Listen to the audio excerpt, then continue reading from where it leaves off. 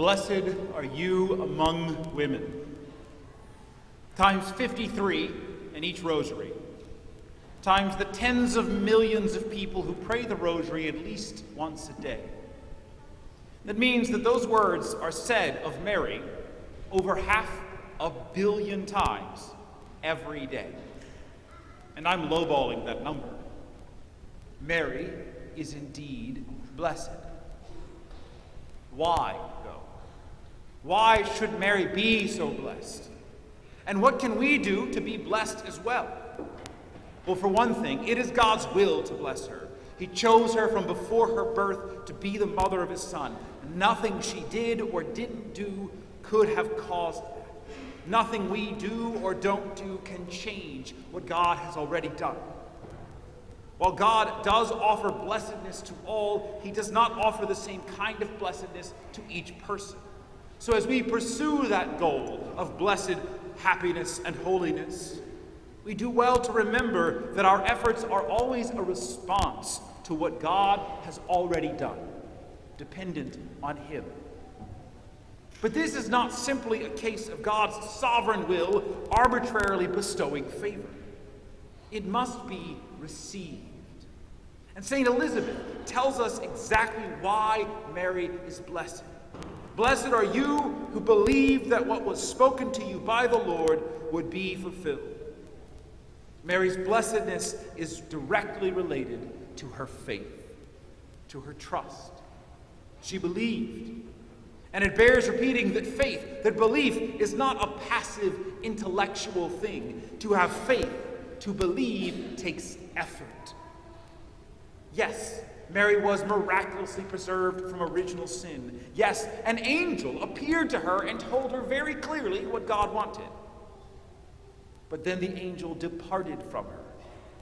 He told her she would bear a son despite being a virgin, but she could not know, she could not verify that immediately. And the angel also made another promise, that her cousin Elizabeth was 6 months pregnant. Elizabeth lived over 80 miles away, before cell phones or cars. Mary had no way of knowing the latest news about one person in a small town that far away. Yet she sets out immediately, in haste, to go see Elizabeth. Have you ever walked 80 miles? It's not something you do lightly. It's hardly convenient or quick. Yet Mary does not hesitate. She acts decisively because even though she doesn't really know that Elizabeth is pregnant and in need of help, she believes what she was told. The fact that Mary, a young girl with no money, is willing to immediately travel 80 miles on foot based on the angel's claim means that she also believes what the angel told her of her pregnancy. When we celebrate Mary's blessedness, we are celebrating those two things: God's extraordinary generosity towards her in choosing her for this, and her extraordinary faith in trusting what she was told. Every time Mary is involved in anything, it's about those two things: the goodness of God and then our need to trust his goodness.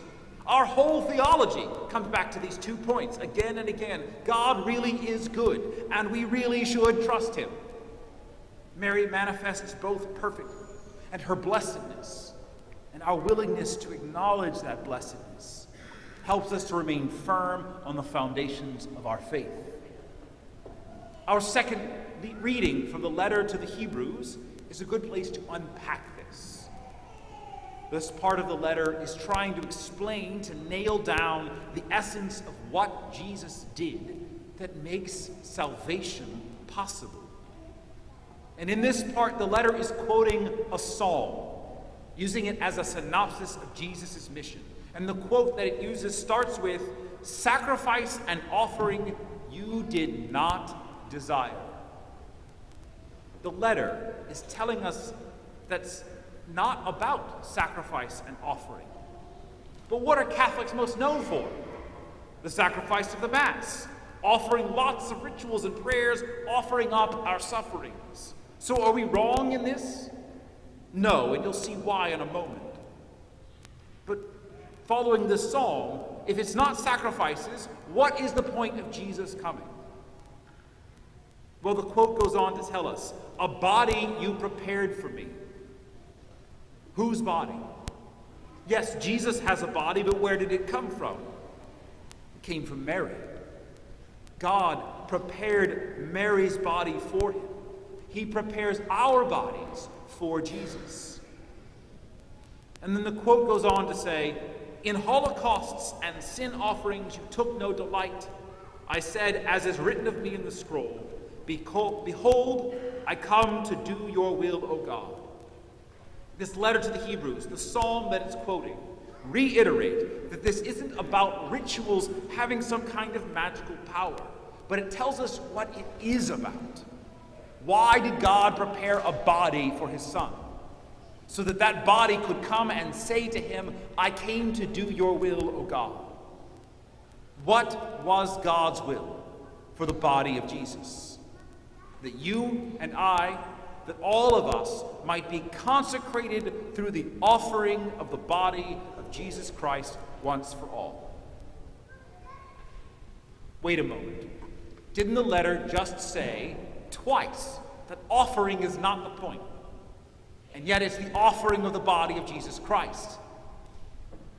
Well, that's just it. The offering itself is not the issue.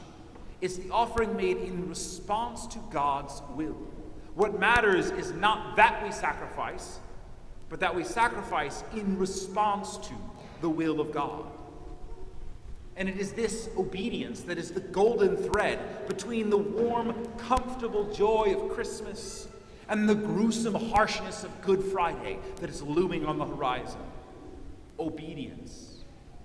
Christmas is not powerful because it's a heartwarming story of a baby.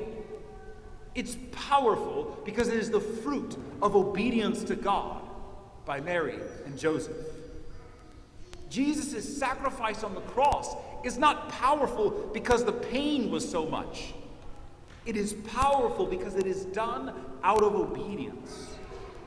And where Christmas shows us how obedience to God brings that comforting joy, the crucifixion shows us that the promise of joy holds even in darkness if we obey. The intensity of his suffering, the cruelty of his execution is not what causes salvation.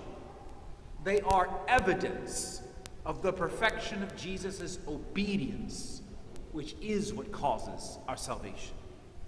The suffering, the intensity of the cross is sign to us of how profound Jesus' loving obedience really is. And Mary is there for all of it. Remember, I said all of our theology comes back to two claims. God is good. We should trust him. This is the proof of that goodness. That God's goodness is so good, so real, that Jesus will obey him to the point of a gruesome death. We can't see the goodness because of our limitations, but Jesus can. How would you prove something that you can see to a person who cannot see it? For example, if you could see a bridge over a chasm, but the person next to you could not see that bridge, how would you prove it's there? How would you convince them to take the step? You take the step first. And if they still can't see the bridge, but they see you standing there, then maybe they'll be able to trust you enough to take the next step. The crucifixion is that invisible bridge, and Christmas is Jesus standing in the air, and Mary is right there next to him. Mary is for us the perfect example of how the loving obedience of Jesus saved those who trust God. By trusting in his goodness and acting on that trust before she had proof, Mary allows God to live in her. This is what makes her blessed. And that blessedness and joy spills over to those around her, causing Elizabeth to cry out, John the Baptist to leap in the womb. And even after his birth, Jesus continues to live in Mary. which is how Mary can humbly, silently, and lovingly accept the crucifixion of her Son without losing the same trust that drove her to run 80 miles to go see her cousin. But Mary is more than an example in all of this. If you have ever suffered, if you ever doubt the goodness of God because of your suffering, if you've ever struggled to reconcile the joyfulness of Christmas with the ugliness of the world, the brutality of the cross, or the sacrificial rigor of practicing our faith, then look to Mary. Mary, who first received news of the incarnation by the message of an angel, was also the first to trust that message, and the first to suffer the cross with Jesus, and the first to share his resurrection.